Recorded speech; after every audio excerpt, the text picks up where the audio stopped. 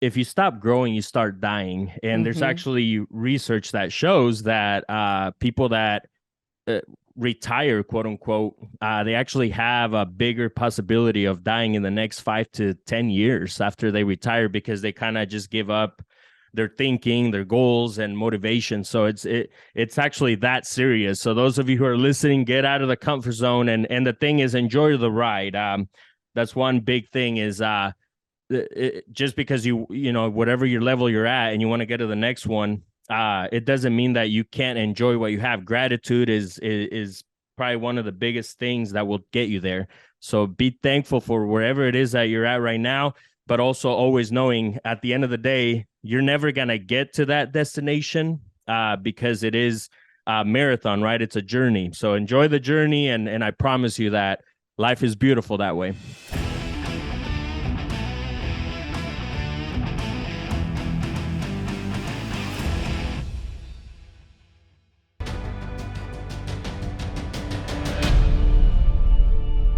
Thank y'all for tuning in to True Grit and Grace. I have a friend of mine on the show today that I have been so excited to share his wisdom, his story, his book, his music with you. I've got Billy the Kid on Woo! the show with us, and he's the host of the $1 Million Hustle podcast. I had the honor of being on his huge show. He is an artist. He does have a lot of rap music out there, and you can find his music on Pandora, Apple, Spotify, YouTube. I mean, Apple, you name it, you can find his music out there, and I'll put the links for that soon. But he's got this book. It's called The Power of Being Uncomfortable. And that's what I want to dive into today, because it can sometimes be scary to be, to jump out of your comfort zone. But he is an incredible dad. He's an entrepreneur. He's a coach. He's got a mastermind. And his story of resilience is so inspiring, from starting with nothing and building the life that he has today. It's really like the American dream kind of story. So, welcome to the show, Billy the Kid. Let me Woo! cue some music. There you go. Okay, I Love got it. some music. I've been I'm listening to so your excited. music. Thank you for having me, Amberly. Welcome. I've been looking forward to this. I can't wait. You're just such an amazing person, and I those of you who are listening, we have that podcast. It's still in the queue, so I can't wait to release your podcast. I've listened to it a couple times already after it was edited, and it's such an Oh, amazing show. So I can't wait to share that episode with everybody. Looking forward to that as well. thank you. Well, we met. I was speaking at an event in Atlanta, I think it was where it Yes. was. And Mm-hmm. it was an amazing event. And after I got off the stage, I walked around the corner and I had a bunch of people like at my book signing table. And I was like, oh, wow, y'all are here like for y'all want a book? And you stood in line to get a book. And I got to talking with you, and you gave me your business card. And I immediately loved your energy, and just the little that you shared with me then. And I saved your business card and I put it in my little fanny pack. And when I got home, I looked you up and started following you on social media and everything, and was just blown away by all that you have achieved, but also the kind of person that you are. And you're such a good dad. So happy birthday to your beautiful daughter. We have a daughter the same age. Do you have just one daughter, or how many kids do you have? Yeah, so we have two, and actually, we have a third one on the way. Actually, and it's so crazy, Amberly, because we our oldest is 15. We just had a quinceañera, not like literally a 2 week or a week ago, last weekend, and we had family coming down to Nebraska from California, and it was such an amazing. We know that those things are for memories, and so that definitely the memories were made, and but it's so crazy hearing me say, hey, we're having a third daughter. Here it'll be in December, and of course I wanted the boy, right? But at the same time, I'm all for whatever God wants.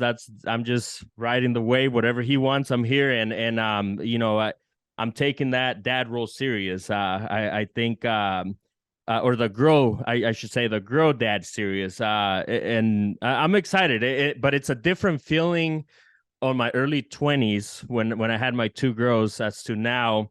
There's this whole great. It's even a better feeling knowing that it's just a blessing. Like, you go back to where I was at. It was more of a stage of trying to make it, right, trying to almost prove myself that I could do it, basically. And nowadays it's more like, you know what, we're probably gonna enjoy it even more this time. So anyways, 12 years later, I have a 12-year-old and a 15-year-old. So Well, I totally relate, and congratulations, by the way. And I thank you can so so relate to much. that because I had my first daughter when I was 23, and then I waited 13 years and had my second. And it's just it was like having two only children, actually. And when I had my oldest daughter, oh gosh, I was struggling. I was in the middle of building my business.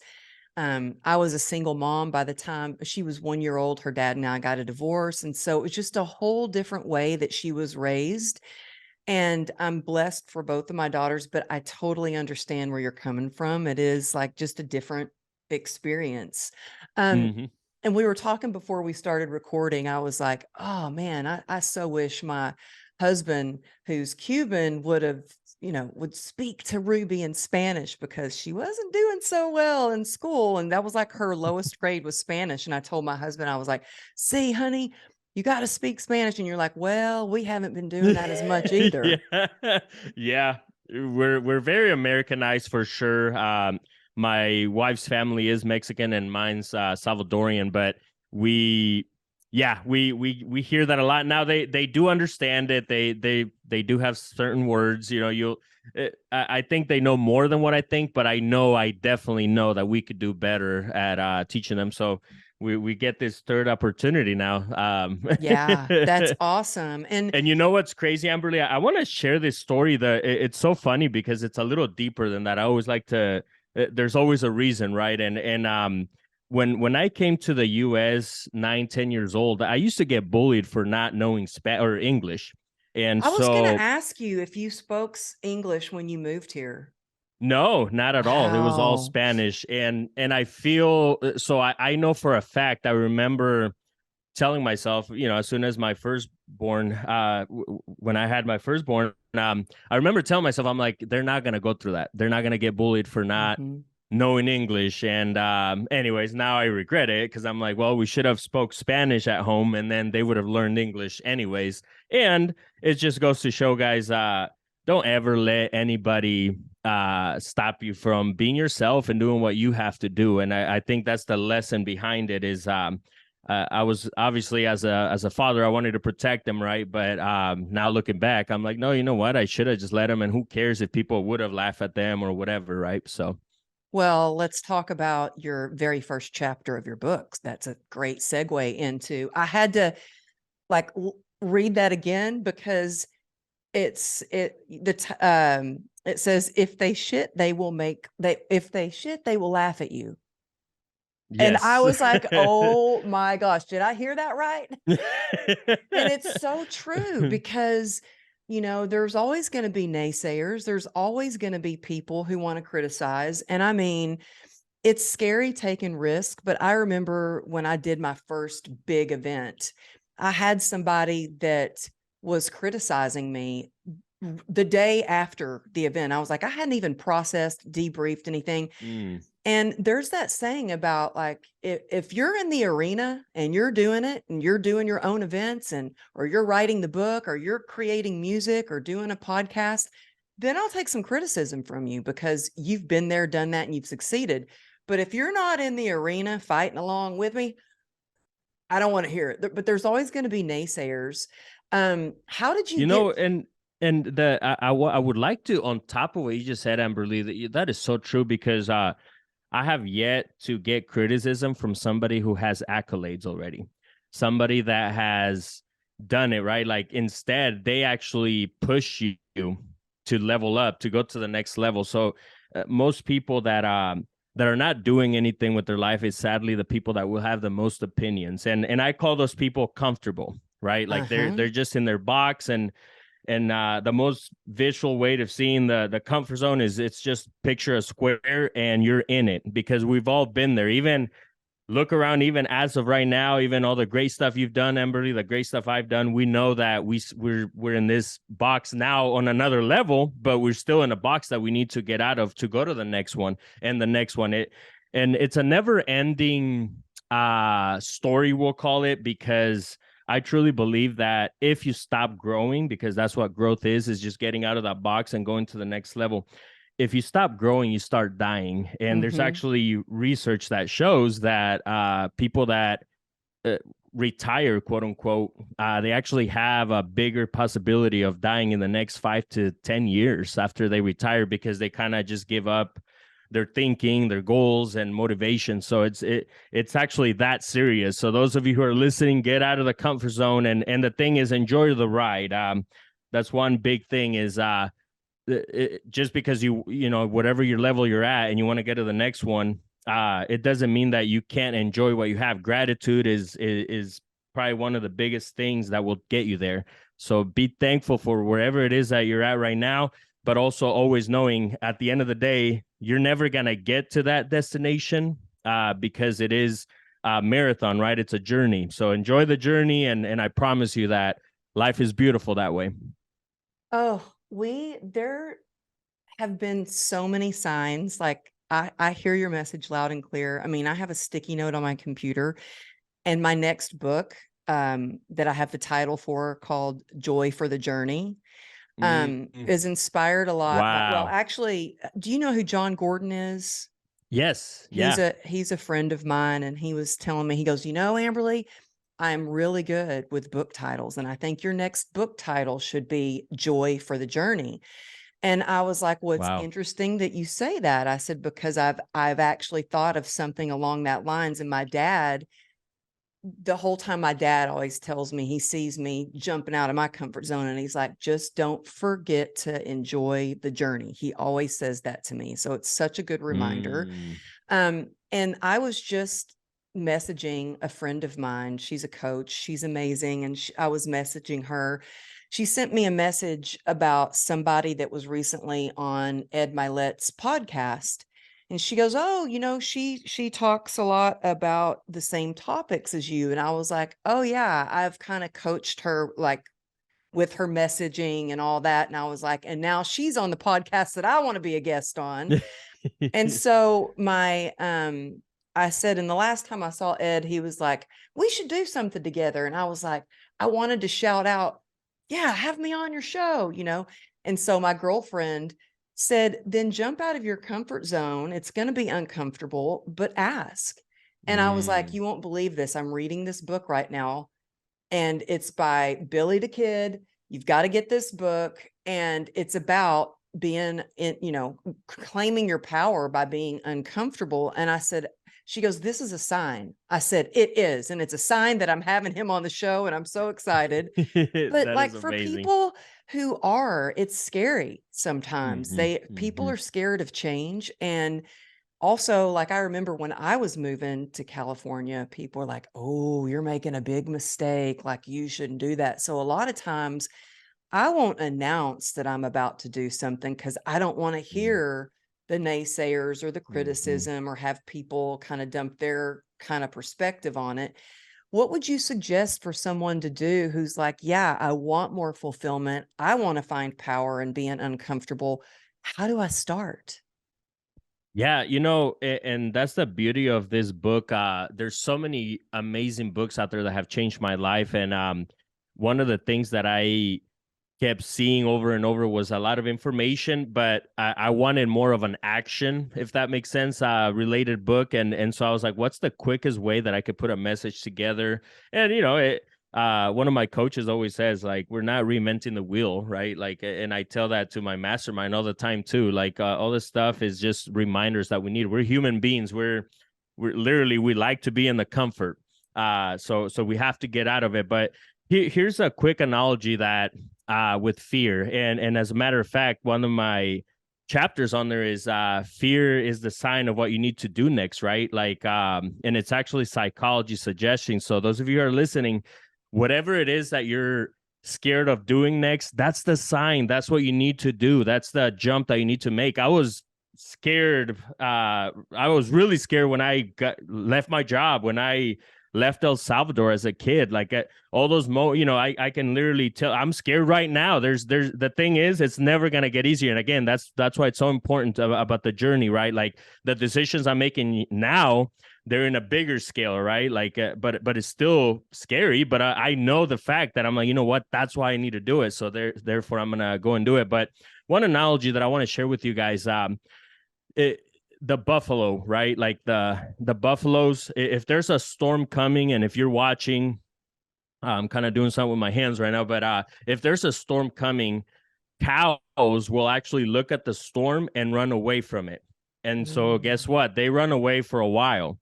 As to buffaloes, what they do, they see a storm, they actually go up against the storm. So guess what happens? They get it over with, and they go across the storm. And that's something that I just want to say is face the storm wherever. And the thing is, at the end, guys, there's always going to be the rainbow at the end. Like after that storm, there's going to be a rainbow, and I promise you that it's going to be worth it. But that hopefully that helps with that analogy. Yeah, I loved that chapter in your book. And also I love that in your Audible book that you have music. And that you, like my next book, I am definitely gonna like do some of the things that you did. Like you told Yes. people where to find you, you put your music in there. I was like, you made it uniquely yours. So I really loved that you did that. I loved that chapter. And fear, a lot of times people think F everything and run, but you're saying like run towards it, go for it. Yes. And I think that when you walk through something that's scary, it builds your confidence. And then the next thing gets a little bit easier, and the next thing gets a little bit easier, and you know what to prepare yourself for. But it is scary. How there are some times where I swear I've got some big events coming up, and people say, "Oh, you still get nervous before you go on stage?" And I'm like, heck yes, my heart starts pounding. I don't care if I'm doing a virtual event or speaking in front of 200 people or 2,000 or more, and I still get nervous. And sometimes my heart is just, I feel like it's going to beat right out of my chest. Do you experience that fear that kind of can go into anxiety almost sometimes? Do you ever feel that way? Yeah, no, and I think the important thing is making sure that you feel those things. Like we're human, guys. It is okay to be scared. It is okay to get anxious. But I think also overthinking is the killer of your goals. Yeah. Overthinking is the killer of the next level that you need to reach. And it's funny. I'm actually working on a different book, and it's fine. I don't even know the title fully yet, Amberly, but it's levels of thinking is what I'm going for, or levels of your mindset, something like that. And it's basically how can you go from this level that you don't even know you're at, and then also to this level, and then all the way to like the perfect thinking, which I'll name Kobe and Tom Brady. Those people haven't even reached that level. So just imagine that. And the book is basically how can you go to the next level? Well, overthinking it will definitely keep you in that same, and it's that zone, right? That comfort zone. So yeah, Mhm. I think it's okay to feel it, deal with it. It's a simple message that I tell my daughters, like, hey, it's okay to feel things, right? Like whatever you're feeling, even if you're mad at me or wherever, whatever it is, frustrated, feel it. But then what's the solution, right? Like Dean Graziosi's simple message: you spill milk. Why are we talking about the spill milk? Instead, bring me the solution. What's the solution? Let's go clean it up and move on, right? So I Mhm. think overthinking definitely kills your goals. And I think it's so important to choose very carefully what you're focusing on because, I just had this conversation with my dad last night actually, where he's got a lot of health issues. He had a really intense, like a very crazy back fusion surgery that was just his back is full of metal. And he's Mm. had a lot of issues. And he keeps going from doctor to doctor to doctor, and he's focused on the pain and the numbness. And I know you have to get a diagnosis, but look, I live with an incurable disease, and I could sit there and just focus on it and focus and try to find something that like gets rid of the pain, or I can do things to focus on the solution and focus on what I can do and manage it. But I think in order to be resilient, it's so important to choose wisely what we Yes. focus on. And I love that you said, it's okay. We got to feel these feelings. And I think that is what is happening a lot right now. People, especially, they got through COVID and then they're like, okay, well, things are still hard and not easy. And they don't want to feel the feelings. I was guilty of that at one point. I was trying to numb out my feelings. It's hard really feeling those feelings sometimes, but they're feelings and they will pass and it does get better. But I feel like there's a lot of people right now that are numbing it out with either alcohol or drugs or porn or gambling or Mhm. Netflix or you name it, to not feel the feelings. Um, what would you suggest someone do to start to, okay, I'm going to feel these feelings instead of just numbing them out? Talk to somebody or, Yes. yeah. Yeah, no, definitely. And with my personal life, Amberly, it's been, but we were just talking off air. Actually, this is the perfect time to bring that up. Is tell your story, because you're not alone. Like that's what's crazy is sometimes we go through these things in life and we might even be ashamed, right? Like, oh, I can't believe I did that, right? Like whether it's drugs, drinking, or uh, even worse things out there, right? And I think it's important to know that you're not alone. And we were just talking about it earlier that I always try to push even like my people in my group is hey, get uncomfortable and put yourself out there. And yes, are you selling whatever business, right? Like for example with me, I have a construction company that I'll promote sometimes on my social media, right? Like I lend some money for real estate. I do real estate. I own real estate. I invest in real estate. My music and the podcast, all that good stuff. But at the end, people aren't buying the concrete that I'm going to go pour. They're buying my story. They're buying who I am. And Mm-hmm. it's funny, Amberly, sometimes I'll go look at a job because I love people. I love being around people. So I'm still physically out there doing the bidding at least. And the reason is because I love people, and I've met so many great people, and it's just this like never ending circle where I end up they end up buying a copy of my book, and I was there to sell concrete, and we didn't even talk about the concrete at the end, or vice versa, right? Like if so the point is, don't be selfish with your story is what I tell my students. Don't be selfish with your story. So find literally the worst part of your story, the worst times that you've had in your life, and share that. I on my book I talk about I was 9, 10 years old when I left my country, El Salvador, and that was I didn't know it at the time, but that was me getting uncomfortable, right? Like it wasn't by choice, but I would definitely choose it again. But you're talking, my mom in the 90s. I mean, in El Salvador, she had to start a fire, like a camping fire, in order for her to cook for us, and there was no running water, no electricity, and that's the reason why I always like to say is I didn't even start at zero. A lot of people are like, oh, I started at zero, but it's like, no, I started at -100. Like I didn't even have electricity. And we take those things for granted in this great nation. So it is not as bad as you think it is. Always look around and know that whatever it is that you're going through, there's somebody that has it worse than you.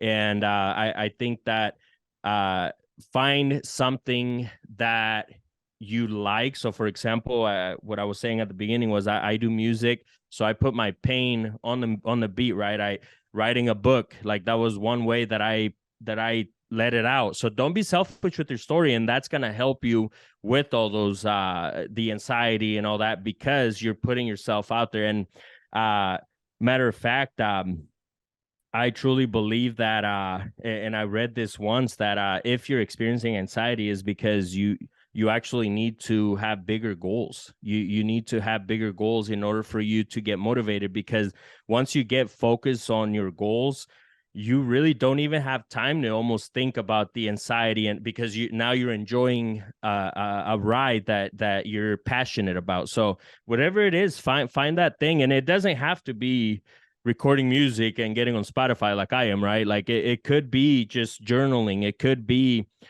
going and talking to your kids' classroom. There's so many different things that you can do to try to, you know, at the end, guys, we're human and we love connection.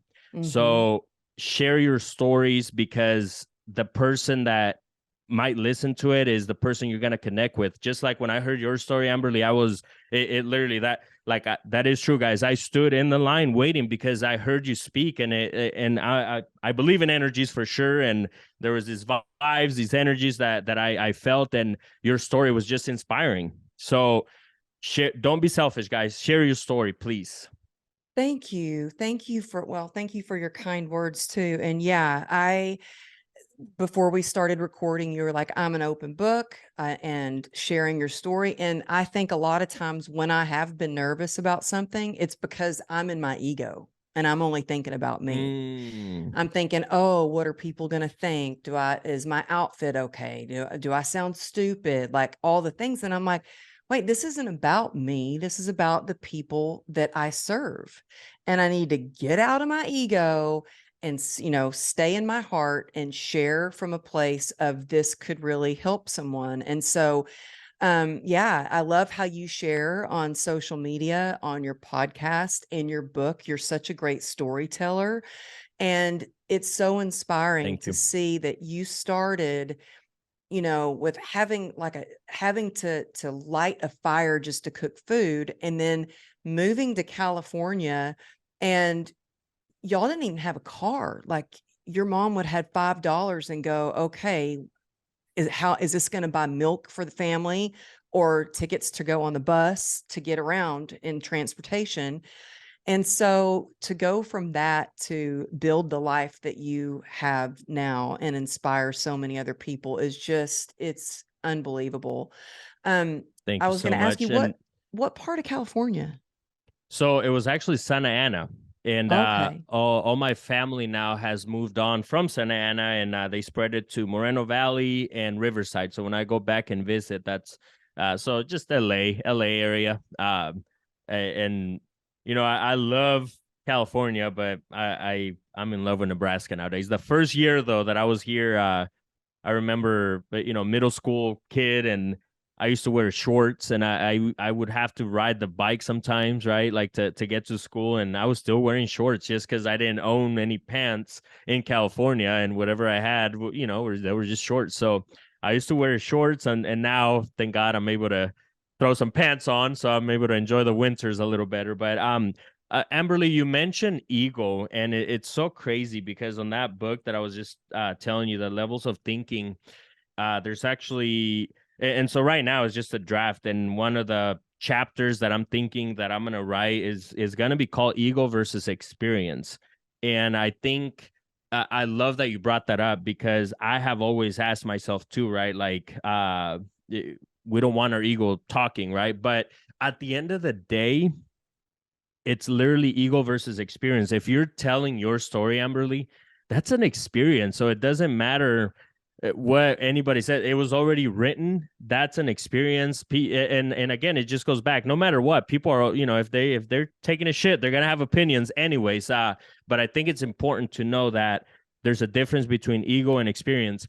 The people with less experience are the ones that talk more with their ego, if you think about it. And I've had that running over and over in every business, whether it's in real estate and in my music world. So the people that have an ego, they don't have an experience. So go experience it first. And then, I always like to say, sometimes there's people that I wish I would have met even a year later of them working on themselves, because I met them at the wrong time for me personally, but spiritually I know it was at the right time, because whatever that one seed that God told me to plant, there was a reason why I met that person. So therefore, for me, definitely lessons. And then I'm hoping that I left them a lesson But I always like to go back and say, if a year, 2 years from now, I would have met this person, it would have been a totally different story because they would have had more experience.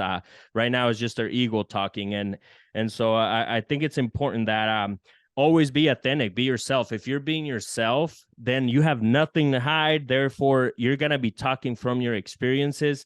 And at the end, confidence is a thing, right? Like you got to have confidence. So when you tell your story, just make sure that you talk from experiences. So yes, like the experience that you were just mentioning, that $5, it's a real experience, guys. Also, even just I was saying earlier that we take this great nation for granted. I mean, talk about a microwave. Like I wish I would have had a microwave when my mom was starting a camp-like fire, right? We have a fridge. We have carpet. Like to me, guys, when I came to this great nation, like seeing carpet to me was like I felt like royalty, even though it was some poor hood area, right? Like in Santa Ana. But to me, it was like, oh my God, we have carpet. I think what I'm trying to say is perspective, and it's levels of thinking. Again, it's the perspective. You will get experiences, and all these things are going to happen to you, but you got to have perspective. Matter of fact, I would love to share that there's actually 8 pillars of joy, and one of them is perspective. Like, what's your perspective? That's actually the first one. The second one is humility, because the reason why I'm here, guys, is because of humility. Again, going back to those people that will talk out of their ego and not experience, they're not gonna get far. Somebody's gonna pull their card, right? Like if they're just doing it for social media or just to stunt and come out as this big old person, it's like, no. The reason, shout out to one of my students. One of the things he said was he Googled me before he joined my mastermind, my coaching stuff, and he's like, dude, I found this interview from 2009 or something, right? And I have some even before that, but he found that one, and he's like, dude, that's how I knew that, because your story never changed from then. So I knew you were just being yourself, and I just think it's super important. So don't let those people with ego get you down. Like, you talk from your experience about perspective, humility. So be humble, and humor. And actually, humility and humor kind of come from the same Latin word. So humor, that's another thing you got to have. Matter of fact, guys, like sometimes when I've talked on stage or even on my podcast or on my music, like I'll make fun of myself, and that is okay. Humor is part of joy. Like you got to have humor in life. Guys, I'm always smiling. I'm always laughing. Like my husband always says, don't take yourself so seriously. Like seriously, like perspective is everything, for sure. Yes. It starts and if with you that. Didn't so I know, love that. And if you didn't know, actually, Amberly, go ahead and give me a smile real quick. Fake smile. Just fake the smile. Fake? Okay. Yeah, just fake a smile. Okay. So that's hard. My cheeks are even shaking. Your brain, though, doesn't know the difference between a fake and a real smile. So next time you're feeling down, just smile, even though it might be a fake one, and it'll tell your brain that it's okay. And that's just how important it is to smile through life, and humor. The next one, number 4, is acceptance. You have to accept your story. And again, it goes back to that, guys. Like, do you see how this is making a full circle? Like, just accept it. I was talking to my uncle. We talk like for hours. He lives in California. He actually came to the quinceañera, and I just love my uncle. He has a lot of wisdom, and one of the things we were just talking about, some family things that we were going through, and he said, hey, you know what? Those are the cards that you were dealt with, and you got to look at it as like a poker game, right? Like, that's just what you were dealt with. So deal with it, accept it, and I think it's and it was something simple he said, and then I went on and added, yeah, because you know what? If we didn't experience those bad times, those negative, unhappy times that we probably don't want to go back to, we wouldn't know what happiness is. And that's even today. Like if you step on something while you're barefoot, it's going to be pain, right? It's going to hurt, but you wouldn't know what it felt like otherwise. So again, the microwave, don't take those things for granted, because you don't know what it's like not having those things. So just accept your story. Forgiveness is number 5. 6 is gratitude. I talked about that. Matter of fact, there was this billionaire that wouldn't get out of bed until he had a tear of joy from all the great things he would think about in bed. And once he had that tear of gratitude is when he would get up of bed. And imagine if we all woke up that way.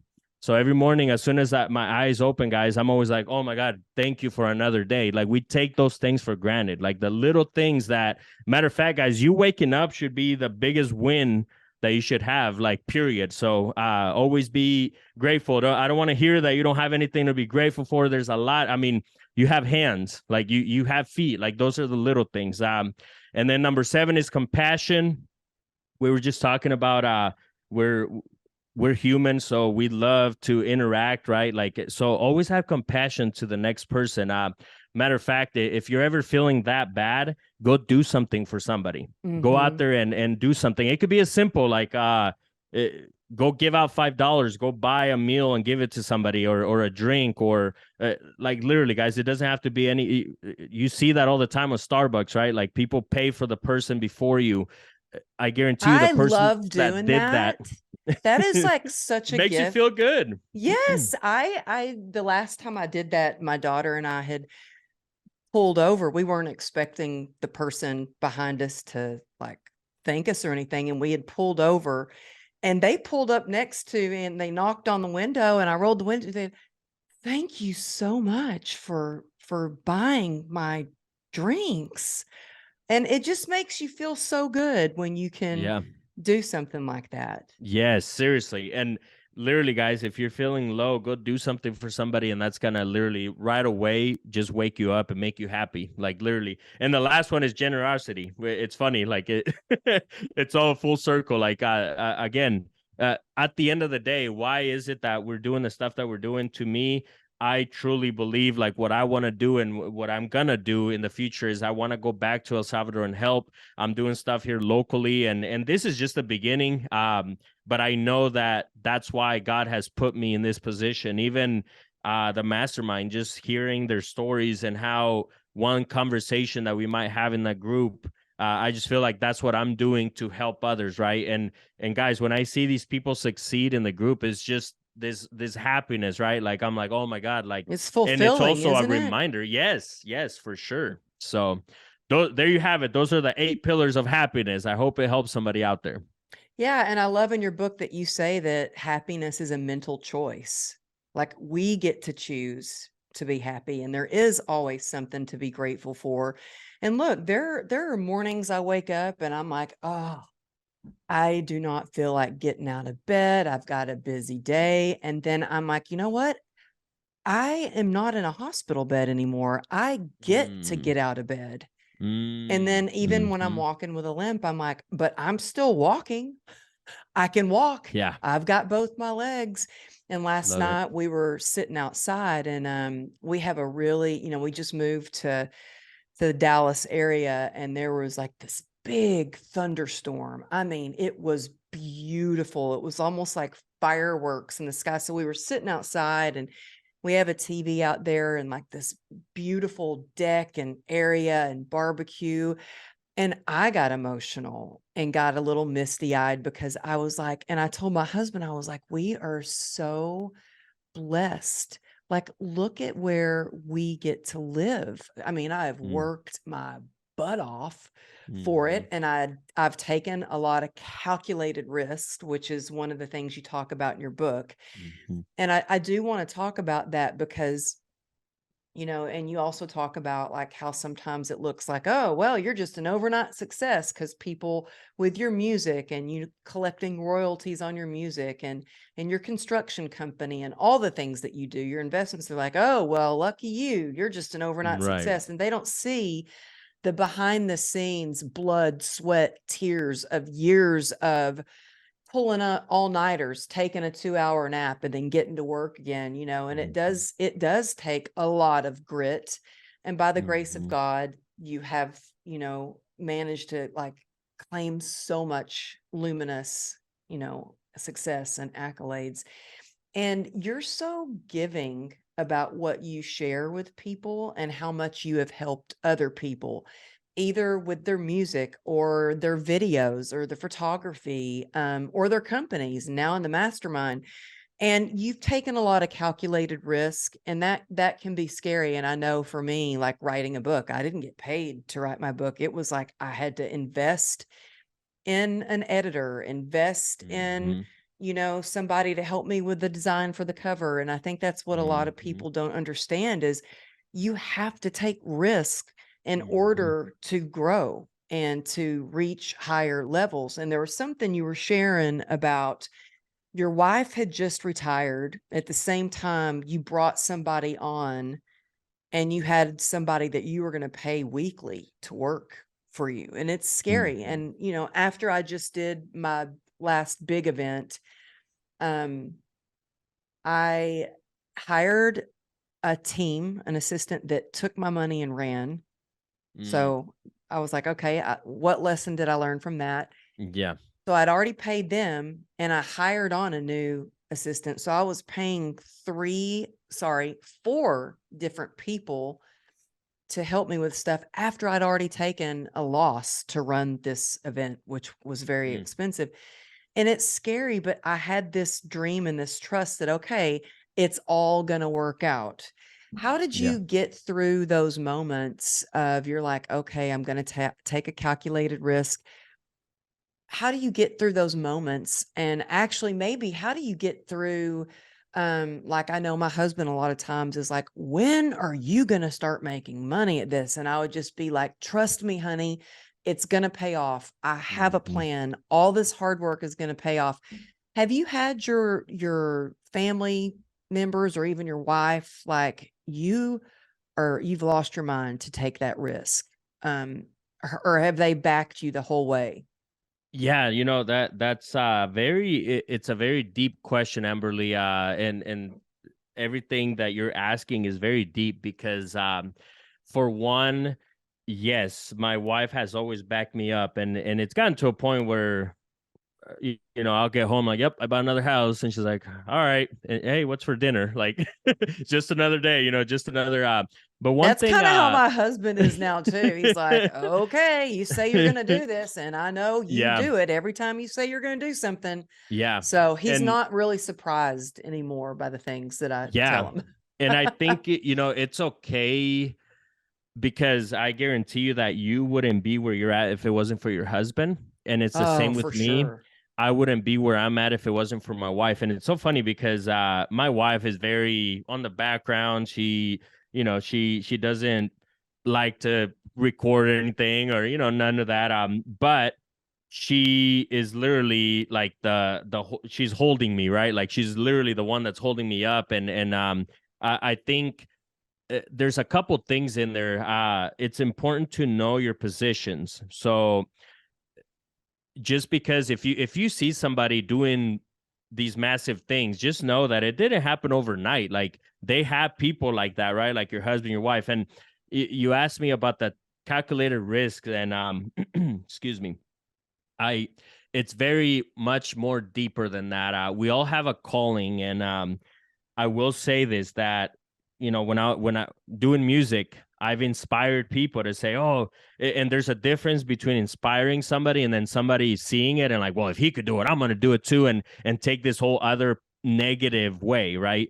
Make sure that you get inspired, but don't forget that you have your own story. Matter of fact, like even identical twins don't have the same fingerprint, guys. Like how like just imagine like God gave you a special touch. Like we forget those things. And so what I'm trying to say is, just because you see Amberly writing a book, maybe that's not what you should do, but maybe it should, maybe it's a podcast, but it's a whole different type of podcast. Don't copy what Amberly is doing, or vice versa, right? Like with me, the same thing. And I've had people that will look at it and be like, oh, I'm gonna do this music thing, and then they expect the same.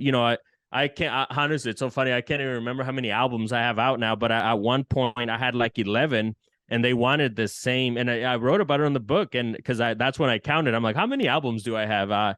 And they want the same success with their first song, not even an album, not even the first album. But it's Mhm. like, hey, I have 11 albums that I've been putting in work with, and it relates in any industry. In real estate, for example, I've had friends that will jump in thinking it's a game, and even kind of like, I'm not going to ask him for help. I'm going to do it on my own. Right. Like whatever, like, but where did they get the inspiration from? So for one, you're lying to yourself. And then a few months later, they bought a property that they lost. And it's because they're not being themselves. They're not keeping their story. Like, write your own story, write your own book. We all have a book. And again, God made you different. So when you take risks like that, and again, I go back, I've had people that will quit their job and they're not calculating anything. They're just inspired by the story that I have.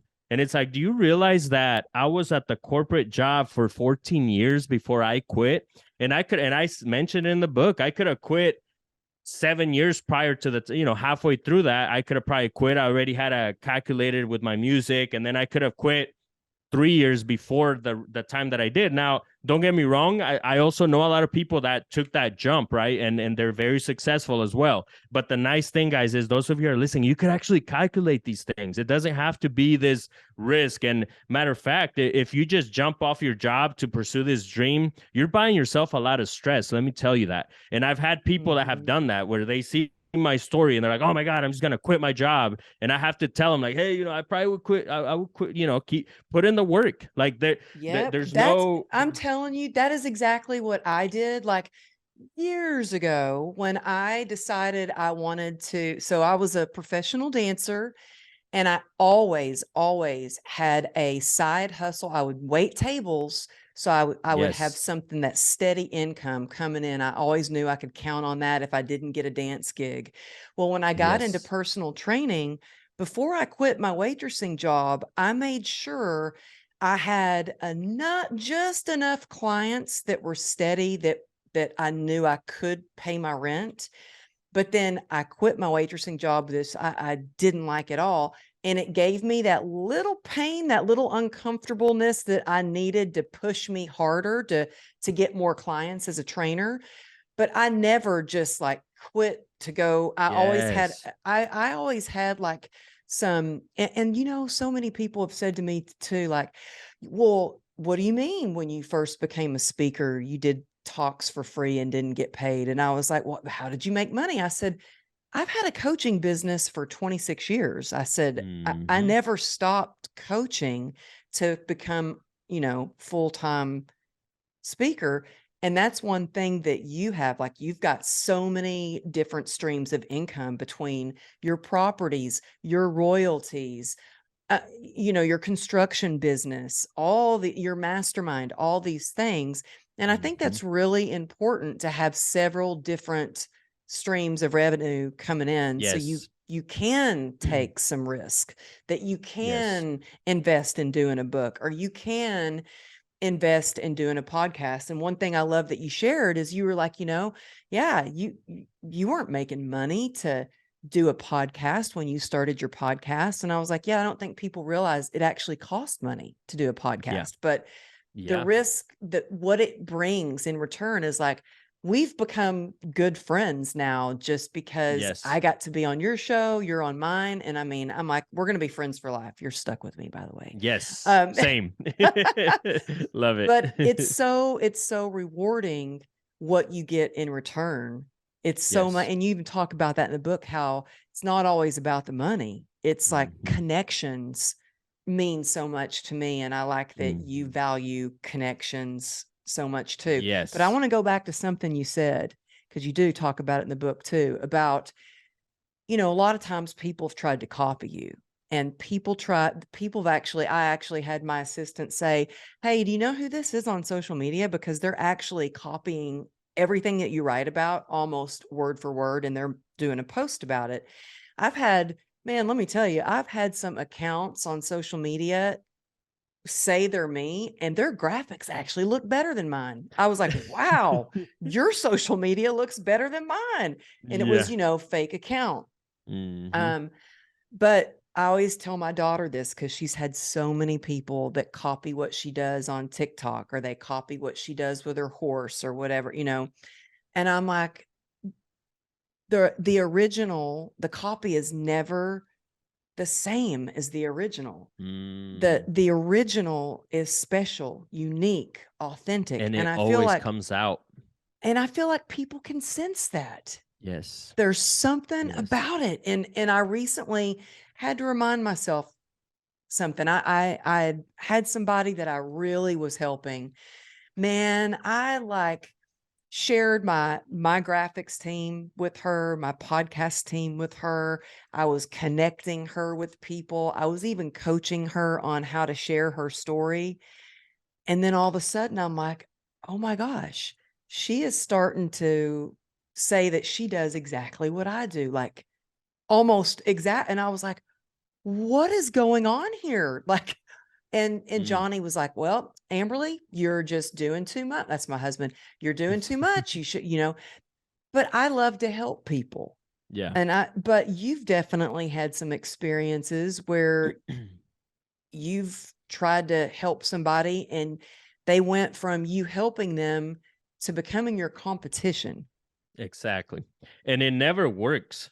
Like that's you said the original is always better, right? And the thing, guys, is everything that you listen to and just like go out there and get inspired. It should motivate you. And matter of fact, if it doesn't, then there's a problem, because that's what motivated me, right? But the thing is, you don't want to do exactly what that person is doing. Again, I got into real estate, so now fast forward almost 10 years later, and it looks nice, right? But once people copy it because they're like, oh well, he did it so fast, I want to live that life, right? Like, and it's like they jump in and they realize, whoa, this is not as easy as YouTube makes it sound, or whatever. And it's funny because I'm always sharing stories like that on my social media, like uh, a main water line breaks and you're talking 10-15 grand to fix it, and I'm like, hey, this is what your gurus are not showing you. And I think it's important to know,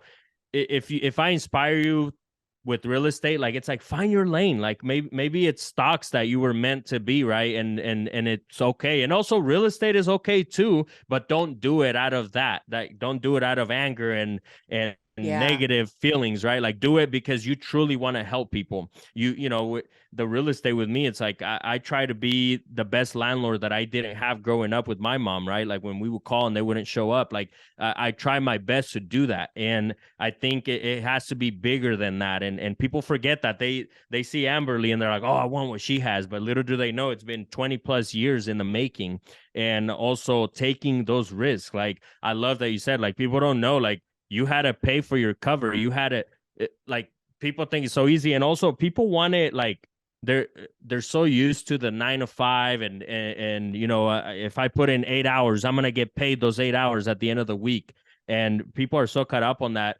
But this journey that we're on, and those of you are listening, if you're in the journey of inspiring others, it's a never ending journey. And today you might listen to something that Amberly said or that I said that won't make sense to you, maybe even 5 years from now, 10 years from now. And you're going to go back to that moment. And you might not even remember you heard it on this podcast, but the point is that those are the moments, guys. Like, it doesn't happen overnight. Like the book that I wrote, it's barely catching on, right? Like, I didn't expect to write this book and then the next day for me to be like, okay, I'm gonna make $1 million out of this book. Like, it just doesn't happen that way. Do it because you love it. Be yourself, be authentic. Don't go out there trying to copy people and do all that. Like, be yourself, because it does not work, guys. And I've seen it over and over. It's so crazy. It's almost like God is always watching. And again, we all have different fingerprints, meaning we're all different. Share your story. You're doing, again, you're being selfish if you're not doing that anyway. So be yourself. Be yourself. Yeah, I love that. I love that advice. Well, one more question. What is your definition of resilience? Mm. I think it's knowing that, again, it's a marathon, it's a journey. And so things will happen. You just have to keep running the race. You have to just keep on going. I think you look at Kobe again, and the stuff that he did. Like, he was up at 4 a.m. It's so funny. There's this analogy of, like, okay, you look at The Rock, and who wouldn't want his body, right? Like, I would be like, oh well, yeah, I want the body. But are you gonna do the Rock things? Are you gonna wake up at 2 a.m. from a trip that he just landed at 10 p.m. like he shares sometimes? And I think that's resilience to me, right? Like, but write your own story. Just because you go to the gym, one quick note that I just talked about on my mastermind was just because you go to the gym at 4 a.m. and you're gonna do all this stuff, it doesn't matter. There's people that go to the gym at 4 p.m. The question is, are you getting results? That's the main question. It doesn't matter. You could go to the gym at 2 a.m. and if you're going to be on your phone for half an hour and then the other half hour you're going to work out, you're wasting your time. And somebody that goes at 4 p.m. for 20 minutes will probably get more results than you do that left their phone away. And so I think that's what resilience is to me, is like putting in the work. I talk about and this is on my new book that I'm right now I'm just kind of drafting ideas. And people want the external, right? Like the stuff that they see on social media and the great stuff that Amberly's doing now, the great stuff that I'm doing. But little do they know is I literally get home. Shout out to Anthony Trucks. He talks about doing the dark work, right? Like you sit around and people don't see the internal stuff that you're going through, the stuff that you're putting in the work for. They just see the external, but I call that noise, guys. The thing is, if you focus on making noise, it's going to be hard to make noise. But if you just focus on, okay, how can I become a better person, a better father, a better husband, a better friend, a better son, etc. If you focus on those things, the noise will be there. You're going to make noise because you're becoming a better person. You're going to inspire others. So don't sit there and worry about that noise. That literally is just noise. And if you just do the right thing, if you focus on the internal, you put in the work, you're resilient about it, and you just go hard, you're gonna make noise. But don't let that noise fool you. Always stay humble, which we talked about earlier. That's kind of like my definition of just being resilient. Never give up. I have a song called "Everything Is Possible, Just Hustle." I love that. That is like perfect for true grit and grace. It's like, yeah, work hard, hustle, but be humble and kind. And everything you share just really touches my heart. And I know that so many people are going to be inspired by your words. So where can people get in touch with you to join? And I've got a lot of guys that reach out to me and they're like, you only have a mastermind for women. And I'm like, I know, I'm sorry. So I'm glad that you have a mastermind that I can refer people to. But what's the best way if they want to listen to your music, they want to grab your book, Yeah, get in touch with you about your mastermind? How can they do that? Yeah, thank you. It's billythekid.com. So DHAKIDD.com. You'll find everything on there. Matter of fact, if you want an autographed copy, go to that website. If you don't want an autographed copy, I always say shame on you, but whatever.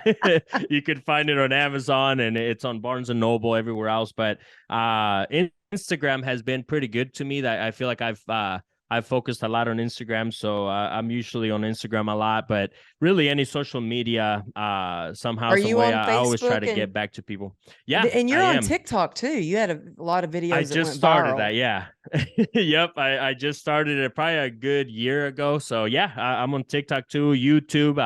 I've been on YouTube for a few years. So yeah, just anywhere, guys. And if you ever like need a prayer or anything, please reach out. Like you're not alone. Like again, we're not alone. Just share your story so you can see that there's other people that will like your story and they're gonna feel it too because they're going through something similar. So if you're telling them what the solution was for you and how you made it through that, you're changing people one person at a time and you're changing the world that way. So Yeah. Oh, well, thank you so much. You guys, all the links are in the show notes. So if you're driving or you're out for a run or something, don't worry, you can check out the show notes and be able to connect with him. And thank y'all for tuning in to True Grit and Grace. Take a screenshot, whether you're listening on Apple or maybe you're watching this on YouTube, and tag me at Amberly Lago Motivation and tag Billy the Kid And when I see that, it means so much that you listened and got something out of this podcast and you learned from it. And I always share it in my story when I see that you've tagged me. So thank y'all for tuning in. Thank you so much for being here and being so Amberly, amazing. thank you. I just want to tell you that this was amazing and you're changing lives. And I'm so grateful that God crossed paths with each other. And there's a reason. And we're just going to keep digging for that reason. And the noise will be made for as long as we keep digging. So thank you so much, sister. I truly love everything that you do, your book, and keep doing it. You're amazing. Thank you. You're amazing. And thank y'all for tuning in. And we'll see you next week.